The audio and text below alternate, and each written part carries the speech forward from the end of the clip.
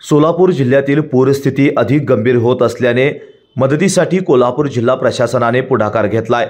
सोलापूरच्या जिल्हाधिकाऱ्यांनी केलेल्या मागणीवरून कोल्हापूरचे जिल्हाधिकारी अमोल येडगे यांच्या आदेशानुसार जिल्हा आपत्ती व्यवस्थापनचे दुसरे बचाव पथक सोलापूरकडे रवाना झाले।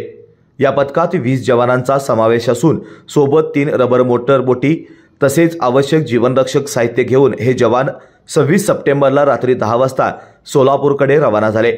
पूरग्रस्त भागात अडकलेल्या नागरिकांचा शोध घेणे आणि सुरक्षित ठिकाणी स्थलांतर करणे ही जबाबदारी या जवानांवर सोपवण्यात आली आहे। याआधी पाठवण्यात आलेले पहिले पथक सध्या सोलापूर जिल्ह्यात बचाव कार्य करत असून नागरिकांना मदत करण्यासाठी जिल्हा प्रशासन, स्थानिक पोलीस आणि स्वयंसेवी संस्थांच्या सहकार्याने कार्यरत आहे। पुरामुळे अनेक गावे पाण्याखाली गेली असून जनजीवन विस्कळीत झालंय।